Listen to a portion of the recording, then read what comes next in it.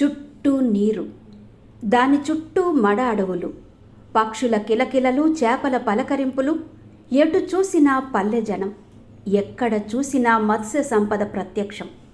ఇదెక్కడో కాదు, ఆంధ్రప్రదేశ్లోని కోనసీమ జిల్లా కాట్రేనికోన మండలం పల్లం గ్రామం.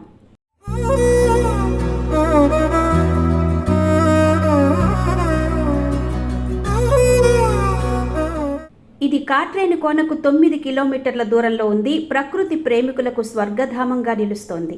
పల్లం 4 వైపులా నీటితో చుట్టబడి చూపరులకు కనువిందు కలగచేస్తుంది. అందుకే దీనిని అమెజాన్ డెల్టా ఆఫ్ ఆంధ్రప్రదేశ్గా పిలవడం జరుగుతోంది. కోనసీమకే ఇది అంతర్గత ఆణిముత్యంగా పేరు సంపాదించుకుంది.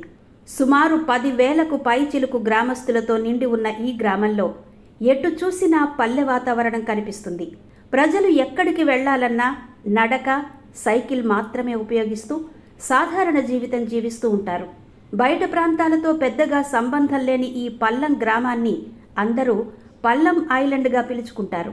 చేపల వేట ప్రధాన వృత్తిగా, పీతల సాగు ప్రత్యామ్నాయ పంటగా, ఎండు చేపల సాగును కూడా చేస్తూ ఉంటారు.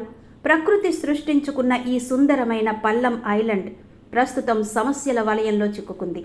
చుట్టూ నీరు ఉన్నప్పటికీ, స్వచ్ఛమైన గాలి లభిస్తున్నప్పటికీ, మానవ జీవన విధానంలో లోపం వల్ల పల్లం ప్రజల పరిస్థితి అగమ్యగోచరంగా మారింది. పల్లం గ్రామంలో హెపటైటిస్ బి వేగంగా వ్యాప్తి చెందుతుండడంతో అందరిలో కలవరం మొదలైంది. ఇటీవలి కాలంలో జరిపిన వైద్య పరీక్షల్లో 15% పైగా హెపటైటిస్ బి కేసులు నమోదు కావడం మరింత ఆందోళన కలిగిస్తోంది. పల్లం గ్రామంలో కలుషితమైన నీరు, అపరిశుభ్ర పరిస్థితులు, ఆహార శుభ్రత లేకపోవడం, సరైన వైద్య సదుపాయాలు లేక ప్రజలు సొంత వైద్యాలకు అలవాటు పడడం, కట్టుతప్పిన మానవ సంబంధాలు, రక్త పరీక్షలకు మంచి ల్యాబ్లు అందుబాటులో లేకపోవడం తదితర కారణాలతో పల్లంలో ప్రస్తుతం హెపటైటిస్ బి నిశ్శబ్దంగా వ్యాప్తి చెందుతోంది. ఇదే పరిస్థితి కొనసాగితే భవిష్యత్తులో పెను ముప్పు తప్పదని వైద్యులు హెచ్చరిస్తున్నారు. అంతేకాకుండా పల్లం గ్రామంలో బాల్య వివాహాలు కూడా ఎక్కువగా జరుగుతుండడం పట్ల అక్కడి ప్రజలు ఆందోళన వ్యక్తం చేస్తున్నారు.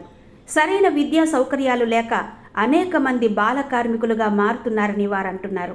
ఇకనైనా ప్రభుత్వం దృష్టి పెట్టి ప్రకృతి అందించిన ఈ పల్లం గ్రామాన్ని సమస్యల నుండి తప్పించాలని ప్రజలు కోరుతున్నారు.